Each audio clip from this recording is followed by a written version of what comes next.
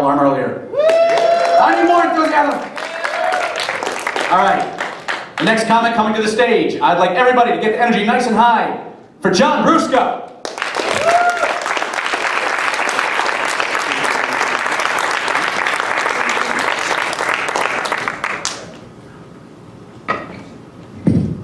How you doing, guys? Good tonight? I just recently got over a drug problem. I didn't really see it as a problem. I saw it as fun. I didn't think a problem about it, you know. You know, the funny thing is, you know, drugs like cocaine, you know, that's like, how else could 1 month's salary last like 10 minutes? You know what I mean? The other thing I thought about with this stuff is, you know, I've always got really irritable with it, you know. I thought I had great ideas when I was on it. I was like, I'm gonna open up a store. I'm gonna make sandwiches. This is great. You know, then it's like 5 o'clock in the morning, you know, the sun's about to come up and the depression's about to set in. It's pretty bad. You know, and I thought about it all and I was like, you know, I gotta get off this stuff. So I went to rehab. The worst thing you can do in rehab, let me just let you know right off the bat, is give a girl your number. This bitch would not stop calling me. You know, at one point, you know, she's like, wanna go hang out? I'm like, oh, I'm busy right now. I can't do anything. You know, she finally started calling me so much, she's like, why won't you talk to me? I was like, you know what, I can't even deal with this. You know, I'm not as fucked up as you. You know, the drugs did affect me, but not like that. So I'm just gonna, you know, go about my day. How's that sound? You know, the other thing I've been becoming addicted to, though, over to drugs, is Game of Thrones. How much do you guys love Game of Thrones right now? Is it friggin' amazing? You know, I feel like I talk all the time to, like, my girl, just like Game of Thrones. I'm like, walking the door, she's like, where have you been all day? What are you doing? I'm like, shut your mouth, Vince, before I shove me coke in it. You know who I be? Now get some more grog for me and me mates, huh? That didn't last long. She ended up leaving.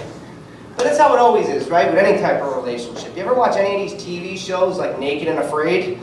You know, like the best part about those shows is like the third day in, when they all are like mad at each other, you know? They do the classic like relationship problem, you know? The guy wants to go left, the girl wants to go right. So he's like, you know, we should pick some of those coconuts up on the tree. That looks good, right? No, fuck that. You know, I can fall. I could break my leg. I gotta last 22 more days. You're eating snails. Think down here, you know what I mean? I got a lot of shows that I watch lately that are really like funny as hell. And this one is definitely the funniest. Because 3 days later she's like, listen, you smell. I can't even stay next to you. I despise you. You go over there, I'm staying over here. 1 day later after that, she comes crawling back. She's got sand in her mouth. Water. The guy's sitting there eating like fig leaves. It's great. I love it. I love it. Because it's the one time that a woman is fucking wrong, right? You know, another show I've been watching lately is that American Greed. Did you check out that show? That show has the narrator, Stacy Keach, which is, if you don't know, he was Sergeant Sudeiko in Up in Smoke with Cheech and Chong. All right, he's got the voice. He's like the white Morgan Freeman. That's the best way I can describe it. He's the white Morgan Freeman. And he goes on this show and he's like, welcome back to American Greed. And now he'll explain something to you about some person being like, he was a real estate mogul out of Miami Beach. And it's always Miami Beach where the show ends up. No matter what happens, some shady motherfucker is in Miami Beach. You know, he'll come up on the show and be like, he was a sort order cook, a chef, if you will, at, you guessed it, Miami Beach. You know, he'll be like, the only thing he was cooking was the books. But then the Federal Bureau of Investigation got involved. You know, I think about it like, I would love it if he did it for me, like on a regular basis, like me going to ShopRite or some shit. You know, like, little did they know he had 24 bottles of Poland Spring water under the cart. And under that, 16 Mach 3 razors valued at over $117.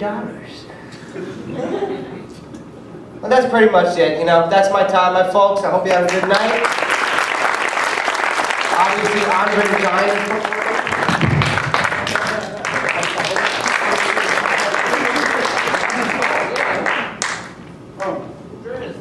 Touch it, Soda Popinski. Give it up for John Brusca.